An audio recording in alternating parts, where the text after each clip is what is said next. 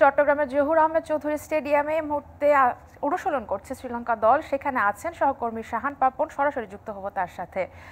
পাপন, শ্রীলঙ্কা দল অনুশীলন করছে, বাংলাদেশ দলের অনুশীলন কখন? এবং সেই সাথে আমরা জানি আজকে সাকিব আল হাসান দলের সাথে যুক্ত হওয়ার কথা, তিনি কখন যোগ দিবেন দলের সাথে? শ্রীলঙ্কা চট্টগ্রামের সবশেষ অবস্থান আমাদেরকে জানাবেন।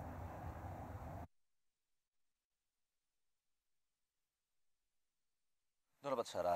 এই মুহূর্তে শ্রীলঙ্কা দল অনুশীলন করছে এবং দুপুর নাগাদ অনুশীলন করবে বাংলাদেশ দল, এবং আজকেই কিন্তু সাকিব আল হাসানের দলের সাথে যুক্ত হওয়ার কথা আছে, অর্থাৎ তিনি চট্টগ্রামে আসবেন ঢাকা থেকে। আপনি জানেন যে তিনি আসলে ডিপিএল নিয়ে ব্যস্ত রয়েছেন এই মুহূর্তে, এবং ডিপিএল খেলার মাঝখানেই কিন্তু তিনি ইচ্ছা প্রকাশ করেছেন যে চট্টগ্রাম টেস্ট উনি খেলবেন।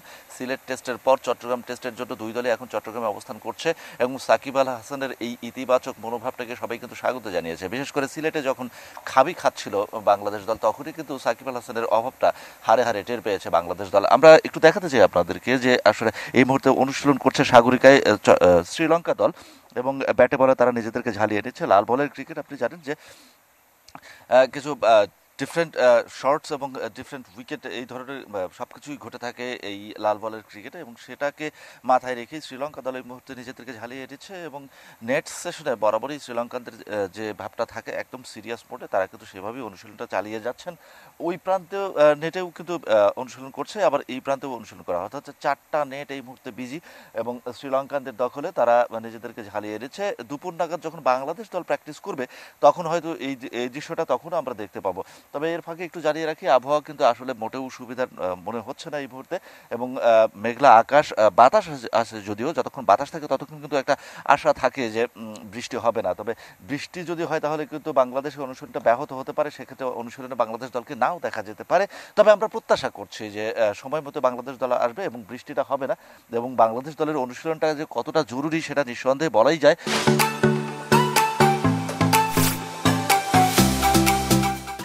এই মুহূর্তে সিলেটে যে ধরনের পারফরমেন্স তারা দেখিয়েছে, নিশ্চিতভাবেই বলতে পারি যে সেখান থেকে বেরিয়ে আসতে হলে, অনুশীলনের বিকল্প নেই, সেখান থেকে বেরিয়ে আসতে হলে মানসিকভাবে আরও এগিয়ে যাওয়ার ক্ষেত্রে নিজেদেরকে সেইভাবে প্রস্তুত করতে হবে।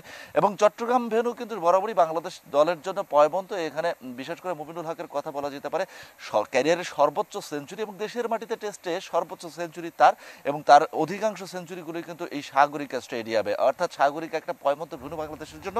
এবং এখানে অধিকাংশ টেস্টই কিন্তু দেখা গেছে যে ড্র হয়েছে, রেজাল্ট হয় না, এবং এখানে প্রচুর রান হয়ে থাকে এই উইকেটে।